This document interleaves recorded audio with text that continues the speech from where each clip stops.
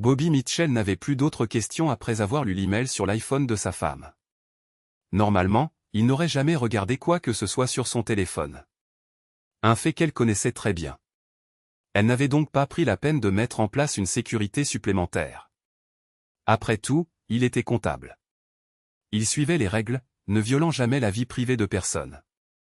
Mais la femme de Bobby allait partir en déplacement dans quelques semaines, et il essayait de se souvenir du nom de son hôtel. Elle le lui avait déjà dit, mais il n'avait pas vraiment fait attention et voulait éviter la dispute à ce sujet. Ces disputes étaient devenues plus fréquentes ces derniers temps.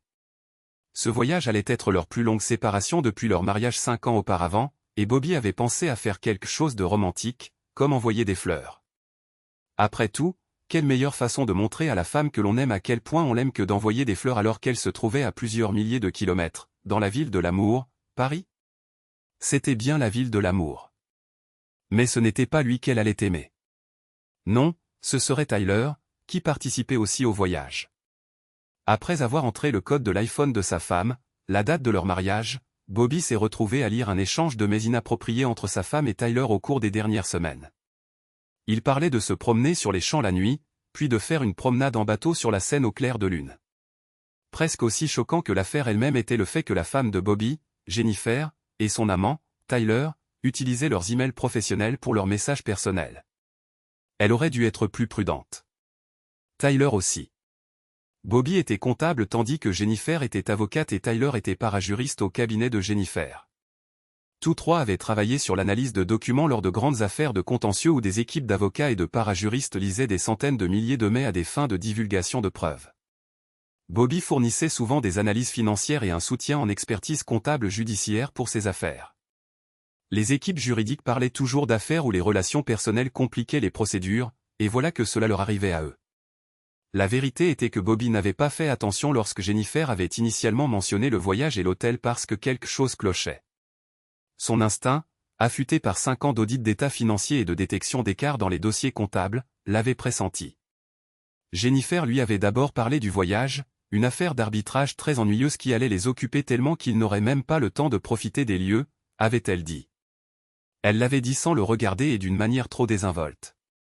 Elle savait que Paris était l'une des villes préférées de Bobby et une ville qu'ils avaient toujours parlé de visiter ensemble. Puisque Jennifer n'y était jamais allée, Bobby avait trouvé sa réponse étrange, mais n'avait rien imaginé d'aussi proche du pire scénario auquel il était maintenant confronté. La chaîne de mails qu'il lisait était comme un coup de poignard en plein cœur.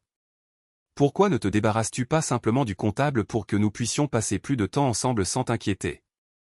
Tyler avait écrit la nuit dernière. Il me donne un sentiment de sécurité, avait répondu Jennifer. Alors pourquoi le trahis-tu à chaque occasion? Tyler avait répondu avec un sourire narquois, ajoutant un emoji de visage souriant. Bobby n'avait aucune idée de ce qu'il allait faire pour le moment, à part imprimer l'échange de mails sur l'imprimante Wi-Fi du sous-sol, juste au cas où. En tant que professionnel de la finance expérimenté, son premier instinct fut de conserver la documentation de la même manière qu'il le ferait avec d'importants dossiers financiers. Après avoir imprimé les emails et les avoir placés dans son sac d'ordinateur, Bobby réfléchit attentivement. Il savait certainement ce qu'il voulait faire. Dans son esprit, des pensées de colère l'emplissaient d'un sentiment de clarté troublant. Mais avant de faire quoi que ce soit de hâtif, il savait qu'il devait réfléchir. La réflexion était ce qui le rendait bon dans son travail. Après tout, il était payé pour utiliser son cerveau, pas ses émotions. Et il devait réfléchir vite car Jennifer était sortie courir et serait bientôt de retour. Mais avant que la réflexion ne puisse commencer, il devait terminer sa première tâche, trouver l'hôtel. Ce ne serait pas pour envoyer des fleurs maintenant. Il n'était pas sûr de la raison pour laquelle il avait besoin de cette information, mais il savait qu'il en avait besoin.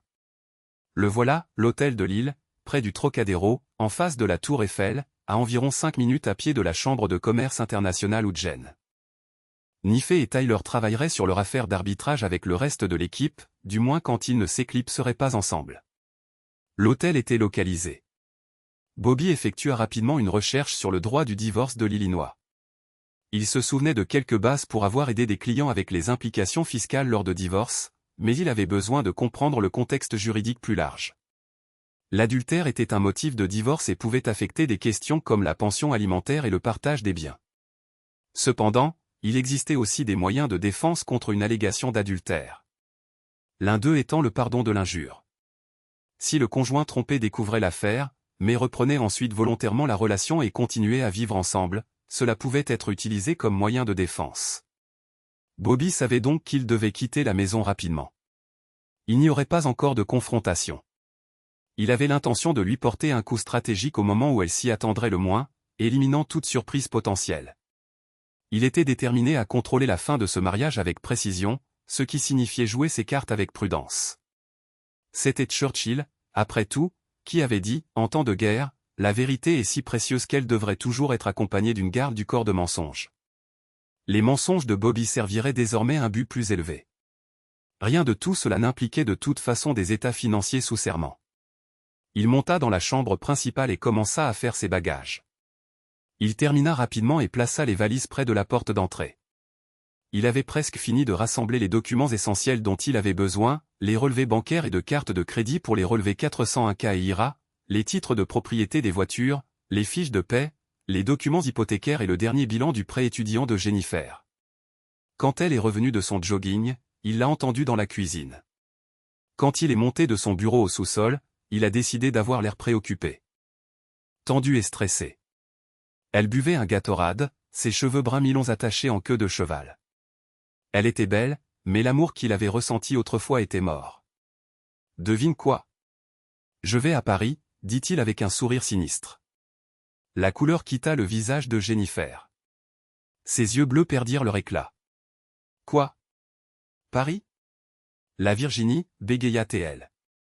Elle se ressaisit rapidement, mais Bobby insista. Les associés de Steven viennent d'appeler. Nous faisons des dépositions dans mon affaire d'assurance, et nous devons préparer le témoin. Apparemment, nous venons de perdre une requête en injonction. Le juge est contrarié et tout le calendrier des enquêtes préliminaires est en plein chaos. Je vais être en déplacement pendant des semaines, même si je pourrais avoir le temps de passer de temps en temps pour faire ma lessive. Pauvre chérie, dit Jennifer avec un regard compatissant. Peut-être que ton cabinet recrute, dit Bobby, la regardant redevenir soucieuse en réalisant qu'il allait aussi à Paris. Je préférerais de loin aller à Paris, ajouta-t-il, l'attestant. Jennifer eut un petit sourire narquois, retrouvant son calme. Envoie-moi un CV. Peut-être as-tu le bon pédigré pour que nous te considérions, lança-t-elle, faisant référence au fait que sa faculté de droit était mieux classée que l'école de commerce de Bobby. Puis, peut-être par culpabilité, elle fit un mouvement comme pour le prendre dans ses bras, mais Bobby se détourna avant qu'elle ne puisse combler la distance. Les pensées de colère revenaient, et il n'était pas sûr de pouvoir les contrôler. Quand il remonta, Jennifer demanda « Qu'est-ce que tu veux pour le dîner ?»« Je ne peux pas rester. »« Je prendrai quelque chose en chemin, » dit Bobby, attrapant ses valises. « Stevens perd la tête et a besoin de moi là-bas dès que possible, » dit-il en s'affairant dans la cuisine. Jennifer le suivit jusqu'à la porte, l'air légèrement préoccupé. Elle pinça les lèvres pour un baiser d'adieu, mais Bobby l'esquiva. « Désolé, je crois que je couve un rhume. J'ai mal à la gorge. Je ne veux pas que tu attrapes quelque chose. » Jennifer le suivit dehors pendant qu'il chargeait sa voiture. « Quand reviendras-tu ? » Probablement pas avant vendredi. Nous descendons à Springfield après Paris et la semaine prochaine, nous devons aller à Milwaukee. Il crut voir ses yeux se détourner comme si elle calculait comment son emploi du temps affecterait ses projets. Son absence lui donnerait plus de liberté. Bobby recula hors de l'allée, lui faisant signe d'au revoir. Espérons qu'elle ait juste supposé qu'il était agacé par le travail, ayant été appelé un samedi. Il soupçonnait cependant qu'elle était déjà en train de faire des projets pour inviter Tyler. Bobby se rendit à un centre commercial de quartier avec un café. Comme la plupart des professionnels de la fin. Il réfléchissait mieux en écrivant les choses. Tandis que Bobby buvait son café, il commença à dresser une liste de choses à faire. Il fit une pause un instant, réalisant que l'idée de réconciliation ne lui avait pas traversé l'esprit une seule fois. Ce n'était même pas une option. Il s'agissait de conséquences. Il n'avait juste pas encore décidé jusqu'où il irait. Ses pensées furent interrompues par la sonnerie de son téléphone, et il ne reconnut pas le numéro. « Oui » répondit-il avec une certaine impatience. « Monsieur Mitchell, je suis Sam Granger. Je ne pense pas que nous nous soyons rencontrés, mais j'irai droit au but. J'ai obtenu votre numéro à partir d'anciens registres fonciers. Je suis dans le secteur de l'achat de vieilles maisons, de leur démolition et de la construction de demeures. Je sais. Tout le monde déteste ce que je fais, mais ils ne me détestent pas tant que ça quand je leur tends le chèque. Granger parla rapidement, et Bobby n'eut pas le temps de réagir au début, si ce n'est pour penser que la maison n'était pas vieille. Elle était douillette. Pour qui se prenait ce type pour parler de la démolir? Puis l'esprit rationnel de Bobby se mit en marche. Eh bien, j'aimerais acheter votre maison pour la démolir. J'offrirai de construire une nouvelle demeure pour vous, mais je ne peux jamais garantir le calendrier d'une nouvelle construction, surtout avec les permis du comté et tout ça. Je gagne mon argent en les revendant rapidement, mais je pense que je peux vous offrir un très bon prix si vous et votre femme êtes motivés à vendre. Bobby eut du mal à réprimer un sourire. Jennifer avait choisi la maison juste avant qu'il ne se marie. C'était une maison de plain-pied de style ranch plus ancienne avec une jolie cour qui donnait sur une zone boisée, agrémentée d'un ruisseau. Elle était proche des grandes autoroutes, mais suffisamment isolée pour être paisible. Ce qui avait absolument séduit Jennifer, c'était la cabane dans l'arbre du jardin, visible depuis la fenêtre de la chambre principale. Elle avait aimé à quel point la maison semblait prête pour des enfants. Bobby, d'autre part, avait juste aimé le prix et le fait qu'elle n'était qu'à 20 minutes en voiture d'une grande station de métro. Les 30 minutes de trajet en train à partir de la rendaient son trajet quotidien raisonnable. Monsieur Granger, je serai en déplacement pour le travail ces prochains jours, je ne peux donc pas garantir l'accès à la propriété, dit Bobby. Appelez-moi Sam, répondit Samedi, je n'ai pas besoin de voir l'intérieur. Comme je l'ai dit, c'est une maison à démolir. J'ai déjà vérifié l'extérieur. Pouvez-vous nous rencontrer dimanche matin? Bien sûr. Au fait, je ferai probablement la signature de l'acte de vente moi-même avec une procuration pour ma femme. Elle est très préoccupée par le travail ces jours-ci. Pas de problème. Je vous donnerai le formulaire que nous utilisons. Bobby nota l'adresse et commença à entrevoir les contours d'un plan. Jennifer se sentait en sécurité avec son mari comptable, n'est-ce pas? Elle n'avait aucune idée que les bonnes vieilles règles comptables incluaient des concepts comme l'analyse systématique, l'évaluation des risques et la planification stratégique. Elle ne verrait jamais ce qui l'attendait avant qu'il ne soit trop tard. Mais d'abord, la reconnaissance. Bobby jeta sa tasse de café vide et sortit vers sa voiture pour un peu d'intimité. Il afficha un numéro sur son téléphone et composa. « Miguel ?» demanda-t-il lorsque l'appel fut décroché. « J'ai besoin d'une faveur et j'en ai besoin tout de suite. » Miguel Santos était un détective privé.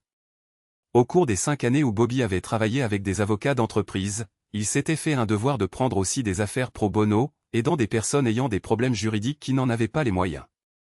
Cela faisait appel à son sens du service public et lui fournissait une expérience précieuse que son travail quotidien n'offrait pas souvent. Un des contacts de Bobby à l'ordre des avocats de Chicago avait recommandé Miguel pour aider dans une sale affaire de divorce où un beau-père avait abusé de sa belle-fille. Les preuves de Miguel avaient fait enfermer le type alors que la police avait tardé à réagir, et le divorce avait été prononcé rapidement grâce à cela. Miguel écouta tandis que Bobby expliquait ce qu'il avait appris. « Tu penses que ta femme le recevra dans ton lit ce soir? Est-elle vraiment si audacieuse? Demanda Miguel. C'est une avocate de premier plan dans son cabinet. Assez confiante pour penser qu'elle ne peut pas faire d'erreur. Bobby répondit, je m'en occupe moi-même. Je te dois bien ça. Cette affaire de divorce Rivera m'a valu une excellente publicité. Le téléphone n'a pas arrêté de sonner depuis. Merci, Miguel. Au fait, il y a une cabane dans l'arbre dans le jardin. Tu pourrais la trouver utile. Elle donne directement sur la chambre principale. Je m'en sors. U viendrai. On peut y accéder par les bois. Il suffit de traverser le ruisseau après la tombée de la nuit. Pas de clôture, pas de chien. Il y a une route de service de l'autre côté où tu peux te garer. Génial, dit Miguel. Si ça te va, je vais aussi installer une caméra à l'extérieur de la maison pour surveiller les allées et venues. Ça me va. Et oui, je prends Harry pour le divorce. Tu as bien deviné. Bien. Je sais comment Harry aime ses déclarations sous serment et ses rapports. Si tu as raison, nous le saurons assez tôt. Bobby appela ensuite son avocat spécialiste du divorce. Harry, s'agit-il de la conférence des experts comptables, plaisanta Harry. J'ai déjà eu 5 appels concernant des contributions à leur fonds de formation continue. Non, Harry, je veux t'engager. Jennifer me trompe et je veux y mettre fin. Après que Bobby eut mis Harry au courant, Harry dit, passe demain. Je sais que c'est dimanche, mais je serai de toute façon au bureau à m'occuper de paperasse. Autant commencer cela. Il semble que tu aies couvert la partie concernant la non-tolérance de l'infidélité. Miguel s'occupe de l'aspect des preuves claires et convaincantes, mais la partie délicate sera la bataille autour du règlement financier. C'est aussi une avocate d'un grand cabinet, donc elle aura les ressources pour faire traîner les choses. De plus, les gens de son cabinet lui donneront des conseils. Laisse-moi faire, dit Bobby. Je pense que nous pouvons régler ça comme des gens civilisés. Alors ça veut dire que tu ne vas pas couper les ponts. D'accord, nous verrons ce que tu proposes. Son dernier appel fut plus délicat. Bonjour, Maggie. C'est Bobby. Le silence de l'autre côté était assourdissant. Maggie, espèce de, enchanté de te parler aussi, chérie. Après tout ce temps, qu'est-ce que tu veux? Après tout ce temps, j'ai besoin de ton aide. Je pensais que Jennifer était ton aide. C'est à propos de Jennifer. Elle te trompe. Quelle surprise. Je ne peux pas t'aider émotionnellement ou de cette manière ces jours-ci. Je suis en couple et je suis sûr que c'est un homme chanceux. Écoute, je suis désolé que nous ayons joué avec ça et laissé cela ruiner notre amitié. Je suis aussi désolé d'avoir laissé Jennifer te chasser de ma vie alors que je pensais qu'il y avait une chance que nous puissions redevenir amis. Mais en tant qu'ami, j'ai vraiment besoin de ton aide maintenant. Écoutons. Qu'est-ce qu'il te faut? Il lui dit, et il y eut un silence sur la ligne, puis des rires. Je suis partante, dit-elle après s'être calmée. Mais il pouvait encore entendre le sourire dans sa voix. Tu m'as toujours fait rire. Merci, Maggie. Quand tout sera rentré dans l'ordre, tu devras me présenter Monsieur Chanceux pour que je puisse le féliciter de son bon goût et vous inviter tous les deux à dîner. C'est une affaire conclue. Elle dit qu'il avait besoin d'un endroit où se cacher un moment et pour planifier. Alors, il trouva un hôtel de long séjour au-delà de l'aéroport, dans la zone de Deskplan, suffisamment loin de ses lieux habituels et de ceux de Jennifer pour qu'il ne risque pas d'être vu. Après s'être installé, il alla manger quelque chose. Il n'avait pas vraiment faim, mais il savait qu'il lui fallait quelque chose dans l'estomac pour absorber l'alcool qu'il comptait boire. Un restaurant appelé El Mariachi se trouvait de l'autre côté de la rue, en face de l'hôtel, ce qui ferait l'affaire, car les chips et le fromage gratuit seraient faciles à gérer. Plus tard, alors que l'hôtesse l'installait dans une banquette, il remarqua le barman qui le regardait. Il lui semblait vaguement familier, mais Bobby chassa cette pensée de son esprit. Il avait déjà assez de soucis pour le moment. Voir du pozole au menu signifiait que le restaurant était un endroit d'Amérique centrale se faisant passer pour mexicain. La plupart des Américains ne connaissaient pas la différence. Il commanda de la tequila bon marché avec la nourriture, sachant que la gueule de bois serait brutale le lendemain. Mais considérant la douleur comme faisant partie d'un rite de passage, la serveuse revint avec une bouteille d'excellente tequila haut de gamme et un verre ball. Quand Bobby leva les yeux vers la serveuse, elle se contenta de désigner le barman qui le salua. Bobby accusa réception du salut et se servit un verre généreux. Lorsque le barman retourna servir d'autres clients, il fallut un instant, mais Bobby se rappela qui il était. Il se souvint que le barman était l'un des spectateurs qui avait assisté aux audiences de divorce riverains ainsi qu'aux procédures pénales auxquelles Bobby avait participé. Il était toujours au dernier rang, seul. Personne ne s'asseyait jamais à côté de lui. La fille de Sophia, cliente de Bobby, l'avait serré dans ses bras une fois. Mais quand Bobby demanda à Sophia qui c'était, elle devint très silencieuse et dit qu'il était juste un ami de la famille. Bobby mangea en silence, prenant des notes sur un bloc. Notes juridiques et buvant plus de tequila. Quand la serveuse débarrassa ses assiettes sales, il alla aux toilettes. Il avait l'impression d'être sur un bateau quand il marchait et dut s'appuyer contre le mur pour se stabiliser pendant qu'il faisait ses besoins. Après, il retourna à la banquette, prenant soin d'être stable, pour trouver le barman assis sur la banquette d'en face. Sonore Bobby, ravi de vous voir, dit-il en tendant la main pour serrer vigoureusement celle de Bobby. Bobby s'assit et attendit. Je ne vous ai jamais remercié d'avoir aidé ma cousine avec cet enfoiré auquel elle était mariée. Bobby essaya de protester, insistant que ce n'était rien et qu'il faisait juste ce qu'il pouvait, mais le barman l'ignora. Il a été gravement tabassé en prison. Le saviez-vous? Vraiment gravement. Il ne pense pas qu'il marchera à nouveau ou mangera des aliments solides. Le barman esquissa un léger sourire en le disant à Bobby. Un frisson parcourut Bobby tandis qu'il le regardait. « Je n'avais pas entendu ça, » dit Bobby. « C'est de l'histoire ancienne. Qu'est-ce qui vous amène seul à El Mariachi un samedi soir? Où est votre charmante épouse? » Bobby regarda le barman droit dans les yeux. Le barman souriait toujours, non pas de manière moqueuse, mais avec un regard entendu que Bobby ne pouvait comprendre. Pourquoi poserait-il une question si étrange? Comment le barman savait-il même qu'il était marié? Puis il réalisa. Jennifer l'avait surpris en se présentant à l'une des audiences. Et l'embrassa ensuite. Le barman devait être dans la salle d'audience. Elle et moi avons des problèmes, admit Bobby, ne voyant aucune raison de mentir ou de cacher la vérité. Elle est avec quelqu'un d'autre. De nouveau, avec un sourire entendu, le barman répondit, « Je ne suis pas avocat, sonore Bobby, mais je sais que si vous voulez garder un secret, vous ne devriez pas l'écrire et laisser le papier à découvert. » Il désigna le bloc-notes de Bobby, qui contenait les éléments constitutifs de l'adultère et des gribouillis, dont un montrant Tyler blessé. Il y avait aussi le nom de Jennifer entouré d'une barre oblique et une liste de choses à faire qui incluait la phrase « Régler les comptes ». Bobby haussa les épaules, mauvaise sécurité opérationnelle, mais au moins je ne trahis aucune confidence de client. Tout homme dans votre situation doit se demander ce qu'il veut. Que voulez-vous le plus au monde, sonore Bobby, sans compter l'argent? Si vous pouviez choisir votre conséquence. Bobby n'hésita pas. Je veux la confronter et lui faire savoir à quel point elle m'a blessé. Je veux qu'elle voie les conséquences de ses actes. Le sourire du barman s'élargit. Puis il gloussa en secouant la tête. Mon ami, vous ne pensez pas rationnellement. Les gens qui se vengent violemment de cette manière finissent en prison. Vous ne voulez pas aller en prison, à moins que ce ne soit pour rendre visite à vos clients et ensuite partir, n'est-ce pas? Le barman marqua une pause, regardant Bobby avec sympathie. Bobby hocha la tête. Mais peut-être puis-je vous être d'une certaine aide. Vous avez aidé ma cousine avec son petit problème.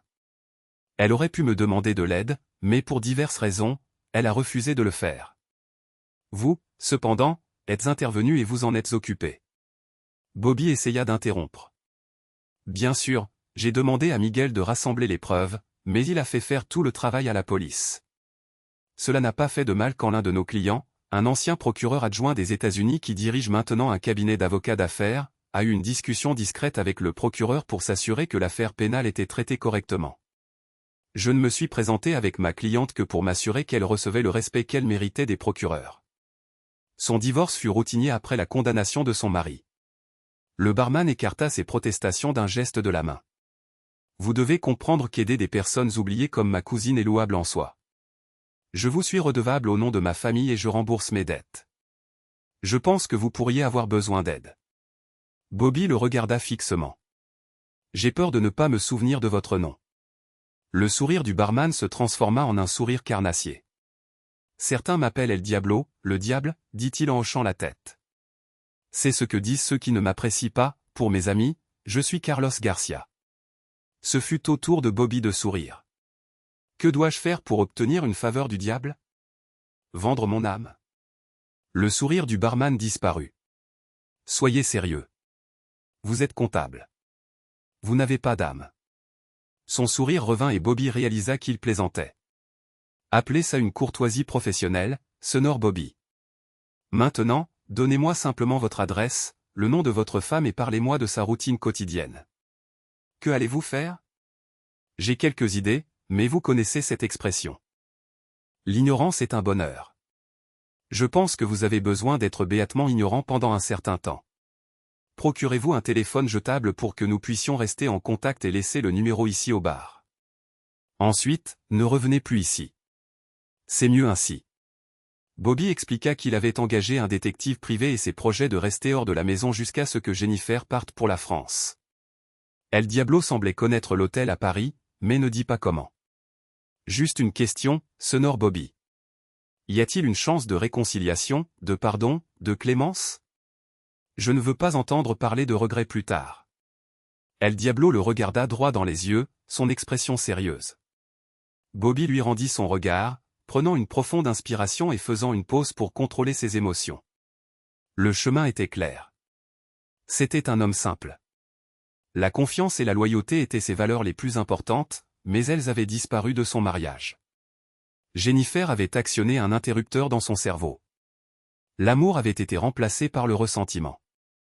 Avec le temps, il pourrait ne plus s'en soucier, mais ce n'était pas le moment. Bien. Ne vous inquiétez de rien.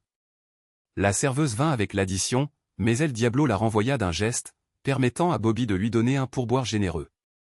Il laissa également Bobby prendre la bouteille de tequila, mais le prévint de ralentir.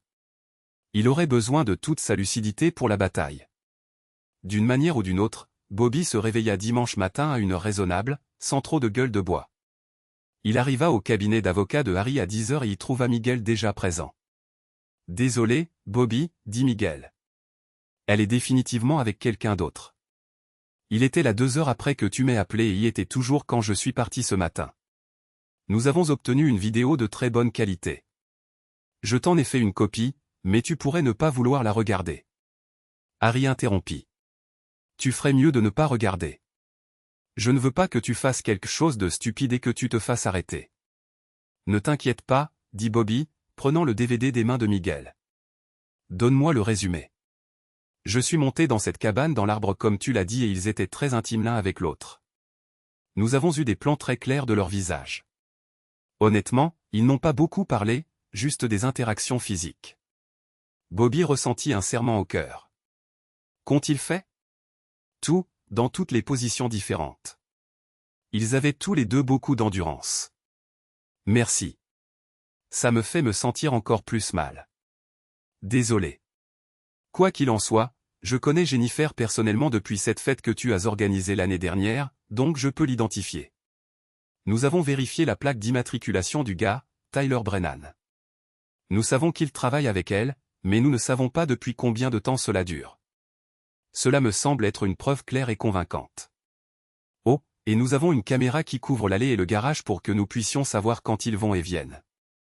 Je t'enverrai par email le lien à distance vers le flux en direct sur notre serveur sécurisé. J'ai parlé à Harry et je vais rédiger un rapport et une déclaration sous serment à l'appui qu'il pourra déposer. Désolé encore, mec, dit Miguel en serrant la main de Harry et de Bobby avant de quitter le bureau. Alors, que veux-tu faire? Demanda Harry. Déposer une demande de divorce pour cause d'adultère. Mais ne la lui signifie pas, Harry regarda Bobby sans expression.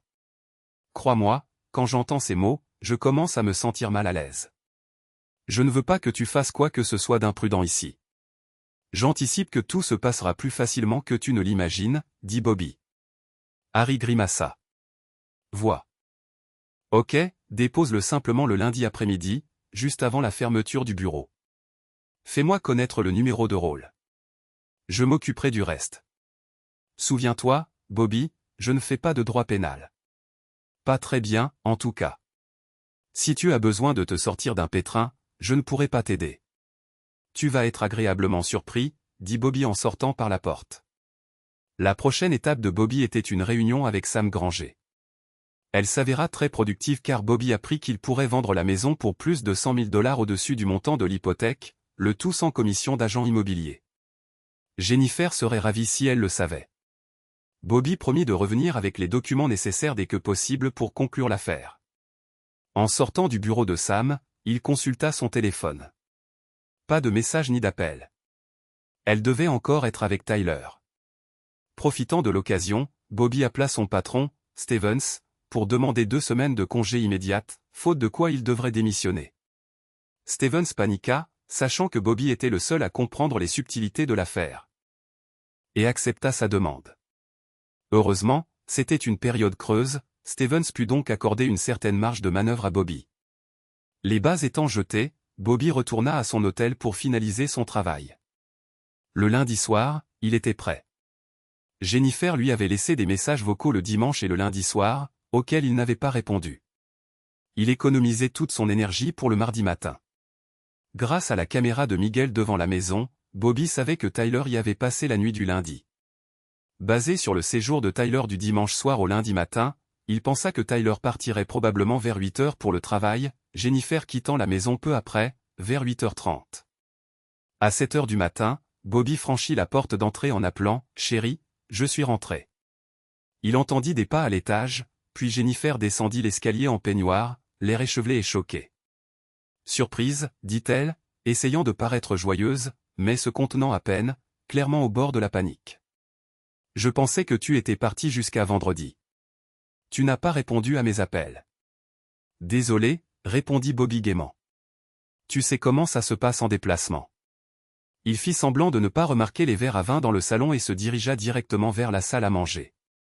Jennifer se tenait dans l'embrasure de la porte, évaluant sa prochaine action, inquiète qu'il ne monte à l'étage où Tyler se cachait manifestement. Un coup à la porte la fit sursauter. « Tu peux aller ouvrir, chérie ?» demanda Bobby, occupé à disposer des papiers sur la table de la salle à manger. Jennifer redressa ses épaules et alla ouvrir la porte, s'attendant peut-être à un huissier avec des papiers de divorce. Au lieu de cela, c'était Maggie qui dit simplement « Bonjour », alors que Jennifer ouvrait la porte. « Bonjour », répondit Jennifer, suivant Maggie jusqu'à la table de la salle à manger où Maggie ouvrit une mallette. « Désolé, chérie, dit Bobby. Mais je ne sais pas quand je pourrai reprendre mon souffle. Tu sais, je ne peux pas imaginer que tu partes en voyage à l'étranger sans mettre à jour les procurations au cas où nous aurions à faire face à des urgences financières ou médicales. Oh, et j'ai eu une piste pour refinancer l'hypothèque à un taux vraiment avantageux. Puisque nous voyageons tous les deux, j'ai pensé que c'était le bon moment pour le faire. Désolé pour le préavis si court. Il essaya d'avoir l'air désolé. Qui est-ce ? Demanda Jennifer en désignant Maggie, son expression changeant à mesure que la tension dans ses tempes s'apaisait un peu. Je suis Maggie, se présenta TL. Bobby expliqua, Maggie est notaire. Jennifer se détendit visiblement, bien qu'elle ait encore un secret à cacher. Les choses n'étaient pas encore entièrement hors de contrôle. C'est mon comptable, toujours préparé, dit-elle avec un sourire, bien que ses yeux restassent vifs. C'est tout à fait moi, répondit Bobby, tendant un stylo à Jennifer et poussant les papiers devant elle. Les drapeaux fléchés t'indiquent où signer. Prends ton temps pour les lire si tu veux. Je te fais confiance, dit Jennifer avec un sourire en signant rapidement les documents devant elle. Il espérait qu'elle ne regretterait pas sa hâte, car les choses pourraient se compliquer autrement. Comme le dit le dicton, qui ose gagne.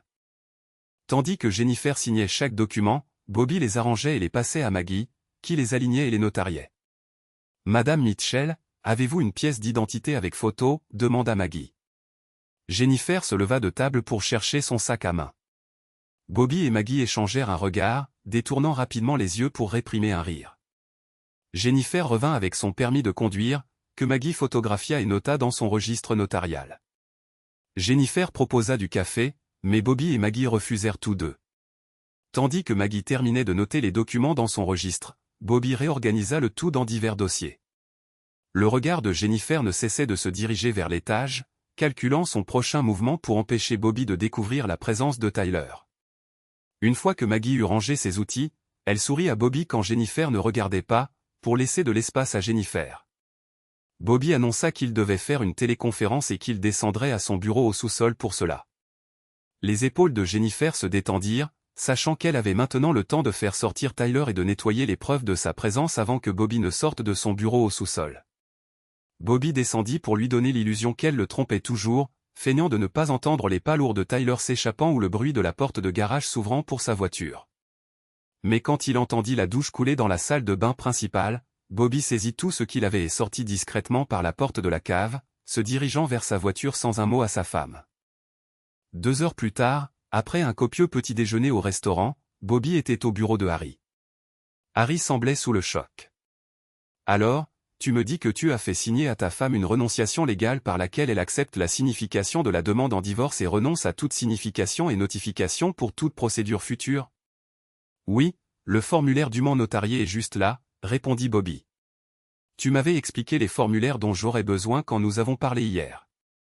Et tu l'as aussi fait signer un accord de règlement de biens par lequel elle te cède tous les produits de toute vente de votre maison, des voitures et de tous les bijoux qu'elle possède, te laissant une entière discrétion pour la disposition de ses effets personnels. De plus, vous repartez tous les deux avec vos retraites.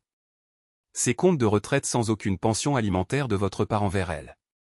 Elle gagne de toute façon plus que moi, a souligné Bobby. Selon ces documents, elle est prête à se retirer du mariage avec environ 125 000 $ en contribution de retraite et environ 21 000 $ de dettes d'études universitaires et de droit.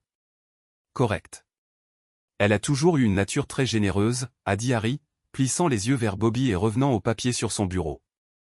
Et vous lui avez également fait signer un affidavit dans lequel elle admet l'adultère et reconnaît même que son amant était à l'étage, dans la chambre conjugale, au moment de la signature, y étant resté toute la nuit après avoir passé la soirée précédente avec elle. Vous me dites même que son affidavit authentifie cette série de mails où elle parle de la façon dont Tyler l'excite. Bobby répondit avec un visage inexpressif, les documents parlent d'eux-mêmes. Harry parcourut les documents des yeux, puis leva les yeux vers Bobby, esquissant un sourire avant de le réprimer. Tant pis. Je vais déposer tout ça. Vous êtes un membre respecté de la communauté comptable et un ami de l'école de commerce. Comment aurais-je pu savoir que vous aviez inventé tout cela? Ça me semblait bon, votre honneur. Je suis profondément embarrassé. J'ai été complètement berné par l'abus de confiance de mon client. Si quelqu'un doit être blâmé, c'est Robert Mitchell, CPA. Vous voyez où je veux en venir, demanda Harry. Oui. Si nécessaire, ce notaire témoignera que Jennifer a signé tout cela. Oui, elle le fera, a confirmé Bobby. Témoignera-t-elle que Jennifer a examiné attentivement les documents? Je ne voudrais pas influencer le témoignage de qui que ce soit, mais comme vous l'avez dit, Jennifer est une avocate expérimentée spécialisée dans le contentieux, donc je suis sûr qu'elle a accordé aux documents l'attention qu'elle estimait qu'ils méritaient. Je suis certain que le notaire dira qu'il a observé Jennifer Mitchell regarder et signer chaque document. Je ne peux pas autrement donner un avis sur son état d'esprit concernant sa compréhension du contenu. D'accord alors, dit Harry. Je déposerai tout ça aujourd'hui, ainsi que l'affidavit et le rapport de Miguel qui inclut des photos et la vidéo. Je vais voir si je peux le garder hors du rôle électronique pendant un certain temps. Nous ne voulons pas que cela apparaisse dans les actualités pour l'instant, n'est-ce pas? Non, répondit Bobby. Jennifer partira pour son voyage à Paris dans un peu plus de 2 semaines. Plus cela reste discret, mieux c'est. Connaissez-vous quelqu'un au tribunal de circuit? Vous vous souvenez de Seth? C'était un étudiant du soir l'année après nous. Il avait du mal à trouver un emploi dans un cabinet comptable, alors il est maintenant greffier au tribunal de circuit, essayant d'étoffer son CV. Il pourrait être en mesure d'accélérer les choses.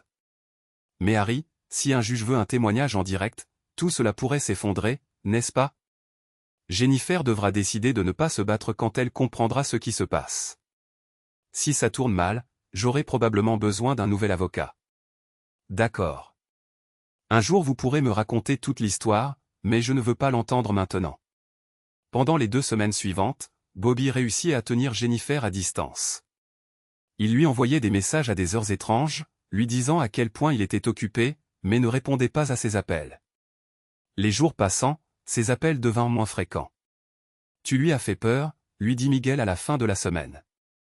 Selon notre flux vidéo, Tyler n'est pas venu à la maison une seule fois depuis que vous les avez surpris mardi matin. Je ne peux pas dire s'ils se rencontrent chez lui pendant la semaine ou s'ils passent du temps ensemble au bureau, mais ils ne le font pas à la maison. Je vous tiendrai au courant si quelque chose change. La seule chose qui changea fut que Bobby était discrètement retourné à la maison quand il savait que Jennifer était partie, rassemblant des documents financiers dont il pensait pouvoir avoir besoin. Il avait également signé un contrat de vente de maison avec Sam Granger. La vente se conclurait la première semaine où Jennifer serait en France. Sinon, Bobby allait à la salle de sport, faisait de la lecture de loisirs, et se demandait comment il avait atteint 30 ans avec une vie si désordonnée. Il dit à Stevens qu'il avait besoin de plusieurs semaines de congés supplémentaires, ce que Stevens lui accorda à contre-cœur. Elle est de nouveau avec lui à la maison, dit Miguel le samedi, une semaine avant le départ prévu de Jennifer pour Paris. Merci de m'avoir prévenu, répondit Bobby. Il ne s'en souciait pas vraiment, mais savait qu'il se débarrasserait des draps plutôt que de les vendre en quittant la maison. À ce moment-là, Bobby avait visionné la vidéo fournie par Miguel pour la première fois. Il pouvait voir l'attirance. Tyler était plus jeune de quelques années et l'enquête de Miguel révéla que le gars était dédié à la forme physique, souvent à se contempler devant le miroir après ses séances d'entraînement. À part cela, il était insignifiant. Bobby était en bonne forme, mais n'avait certainement pas d'abdominaux en tablette de chocolat. Apparemment, Jennifer recherchait quelqu'un qui correspondait à une certaine image, quelque chose dont Bobby pouvait se passer. Avant que Bobby ne s'en rende compte, Jennifer était partie pour son voyage tant attendu à Paris. Un des associés de Miguel la suivit jusqu'à l'aéroport et attendit que l'avion soit en vol, en route pour l'Europe. Une fois qu'il eut le signal, Bobby retourna à la maison. Il empila tous les vêtements de Jennifer dans le salon et emballa tout ce qu'il voulait garder. Les déménageurs vinrent le lendemain, emballèrent ses vêtements et les envoyèrent à un entrepôt. Ils emballèrent séparément les affaires de Bobby et les transportèrent dans un appartement qu'il avait trouvé.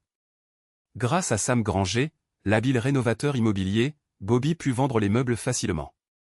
Quand la maison fut finalement vide, Bobby fit un dernier tour avant de terminer sa tâche finale. Il rassembla soigneusement les photos de mariage, l'album et la robe de mariée de Jennifer, les emportant jusqu'au foyer extérieur sur le patio sous la cabane dans l'arbre. Il plaça les photos et l'album dans le foyer sur le charbon de bois, ajouta la robe et du liquide allume-feu, puis alluma l'allumette. Après que tout fut brûlé, Bobby fut satisfait de voir que la vidéo avait capturé beaucoup de détails. On pouvait même voir chaque photo clairement au fur et à mesure qu'elle était ajoutée au foyer. Un jour plus tard, Bobby conclut la vente de sa maison conjugale en utilisant une procuration de sa femme pour signer en son nom. En fait, elle aurait vraiment dû lire tout ce qu'elle a signé, pensa-t-il. Grâce à la procuration financière distincte, il put déposer le profit de la vente de la maison.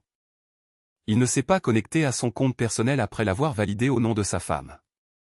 3 jours après cela, toujours dans la première semaine du voyage de Jennifer en France, l'équipe de construction a rasé la maison et déblayé les débris. Les travaux de préparation du site ont commencé peu après, mais malheureusement, l'arbre avec la cabane dans les arbres, qui était parfait pour les enfants, a dû être enlevé pour les nouveaux plans, qui incluaient un kiosque. À ce moment-là, toute la zone qui avait autrefois été la joyeuse maison de Bobby et Jennifer n'était plus qu'un grand carré de terre. La construction s'est arrêtée lorsque quelque chose a mal tourné avec le processus de permis. Bobby et son contact qui travaillait au bureau des permis du comté étaient certains que le problème se résoudrait de lui-même quelques jours après le retour de Jennifer de France, dès que les formulaires appropriés seraient reçus et approuvés. Pendant tout ce temps, Bobby n'a pris aucun appel de Jennifer. Il a cessé de lui envoyer des messages textes, n'a pas répondu aux emails et a ignoré ses messages vocaux. Certains de ses amis et de sa famille ont appelé, mais Bobby a répondu sèchement qu'il était en voyage, espérant les empêcher d'essayer de passer devant la maison pour le voir. El Diablo l'a contacté sur le téléphone secondaire et a mentionné que Jennifer et Tyler semblaient stressés et qu'elle n'avait pas l'air en très bonne forme. Peut-être qu'elle soupçonne que quelque chose ne va pas, a spéculé El Diablo. Bobby a demandé comment il savait cela. El Diablo a simplement dit qu'il avait des amis et de la famille partout, même en Europe. Il a demandé à Bobby s'il était intéressé à récupérer les bagues de fiançailles et de mariage de Jennifer. Quand Bobby a dit non, El Diablo a demandé si cela le dérangeait que quelqu'un d'autre les acquiert. Pas du tout, a répondu Bobby. Je connais peut-être quelqu'un qui les aimerait. Un mercredi, juste 2 jours avant le retour prévu de Jennifer de Paris, Bobby était au bureau de Harry. Je ne sais pas comment cela s'est passé, mais voici le jugement de divorce. C'est beaucoup plus rapide que d'habitude pour ce genre d'affaires. Et Seth n'a rien voulu me dire. Je ne voulais pas savoir. Je ne demande rien. Alors, remerciez votre bonne étoile. Félicitations d'être de nouveau célibataire. Voici une copie. J'en enverrai une à votre ex-femme. Je suis sûr qu'elle sera ravie. Alors que Bobby atteignait sa voiture devant le bureau de Harry, son téléphone a sonné. Il ne reconnaissait pas le numéro, mais quand il a décroché, il a reconnu la voix d'El Diablo. Bobby, tu devrais prendre des vacances tout de suite.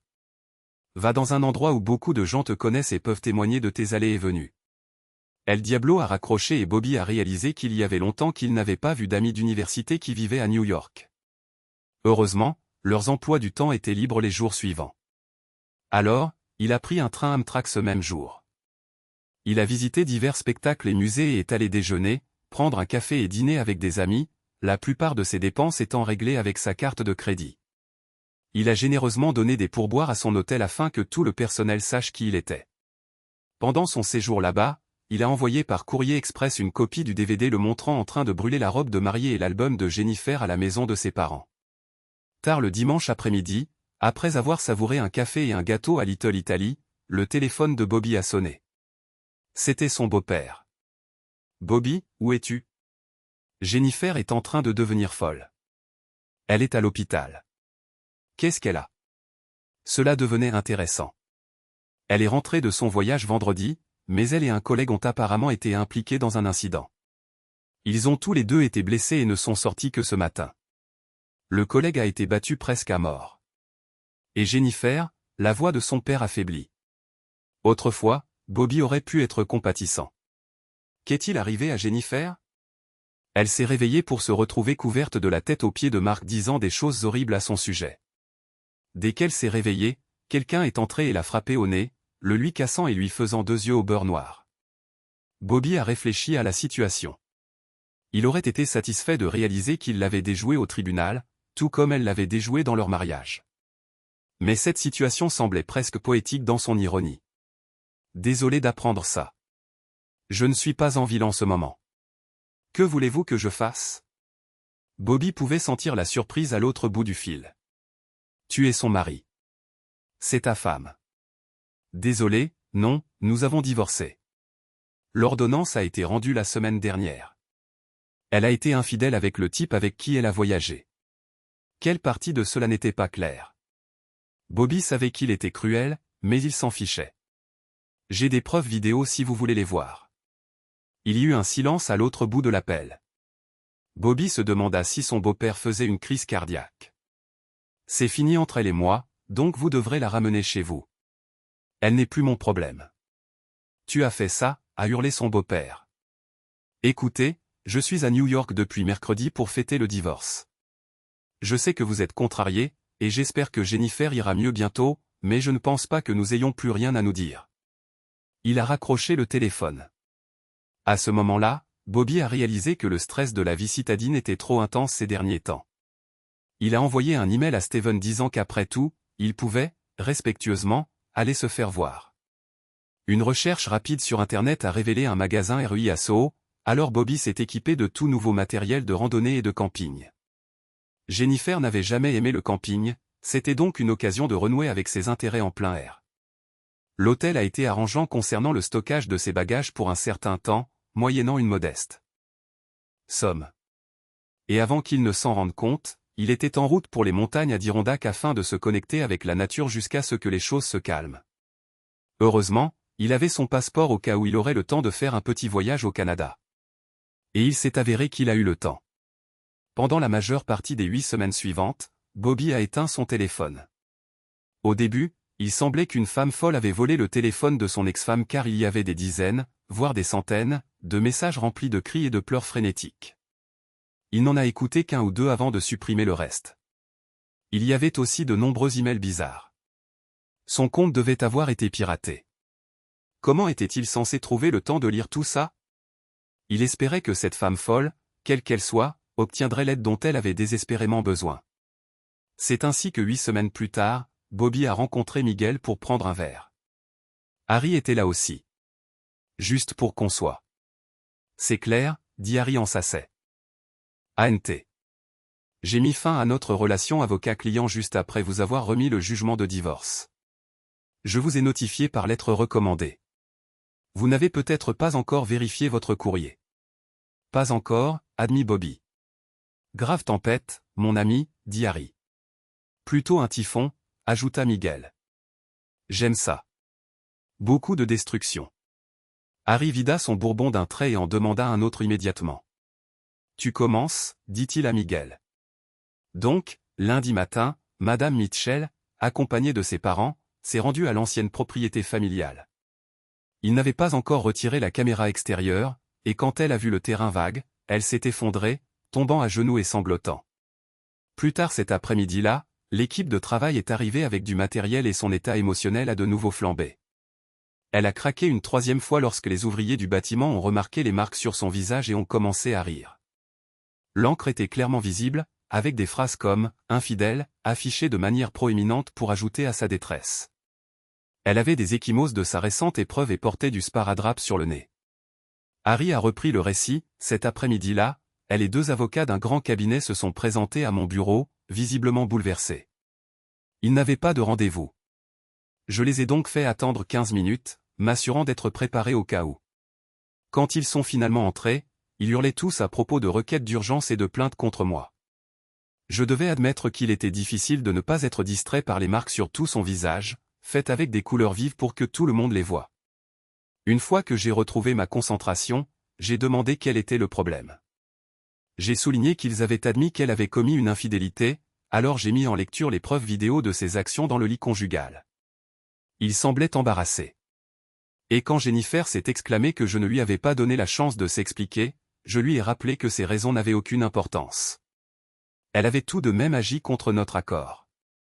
Jennifer a ensuite soutenu qu'elle n'avait jamais consenti à la vente de la maison et a remis en question ma décision de vous permettre de brûler sa robe de mariée et ses photos, affirmant que ces articles étaient sa propriété personnelle.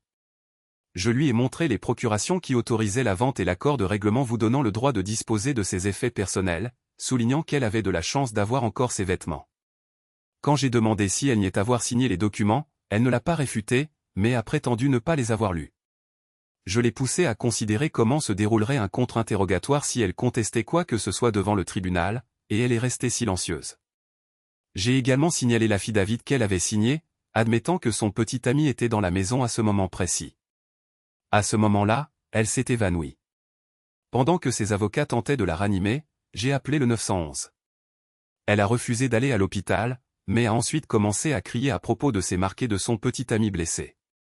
Je leur ai dit qu'en ce qui me concernait, cela n'avait aucun rapport avec moi et qu'ils pouvaient parler à la police s'ils avaient des affaires criminelles à discuter. Harry a ajouté qu'ils avaient continué à discuter de requêtes en réexamen lorsqu'il a mentionné un email anonyme qu'il avait reçu.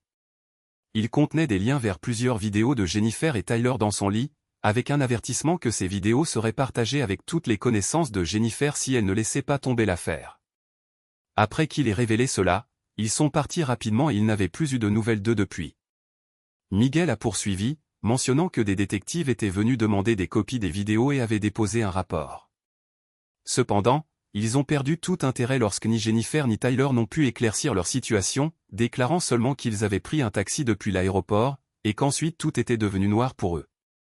Jennifer s'est réveillée plus tard dans un hôtel, soignant ses blessures.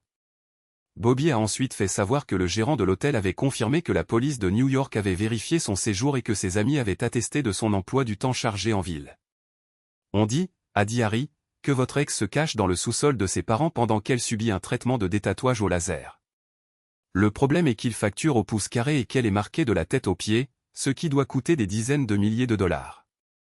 C'est dommage, fit remarquer Bobby. Harry a jeté un regard noir à Bobby tandis que Miguel pinçait les lèvres pour retenir son rire. Qu'est-il arrivé à lui, demanda Miguel, faisant référence à son petit ami. Harry répondit, il est pas mal amoché. Beaucoup de kinésithérapie l'attend. Il a subi quelques blessures et de multiples commotions cérébrales, donc il aura probablement du mal à trouver un autre poste de parajuriste. Leur cabinet les a tous les deux licenciés aussi. Il semble que leur relation se soit effondrée pendant le voyage, ce qui a affecté négativement l'arbitrage. Des choses ont été oubliées, des pièces à conviction n'étaient pas prêtes, et il y a eu des problèmes avec les plans d'interrogatoire des témoins.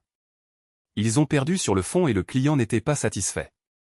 Le cabinet a dû faire des concessions importantes pour garder le client pour de futurs travaux. Un jour, Bobby, tu devras nous raconter comment tu as géré tout ça, dit Miguel. Gérer quoi? Je suis comptable, répondit Bobby en souriant. Maggie m'attendait dans la voiture quand je suis parti. Je suis un peu jaloux.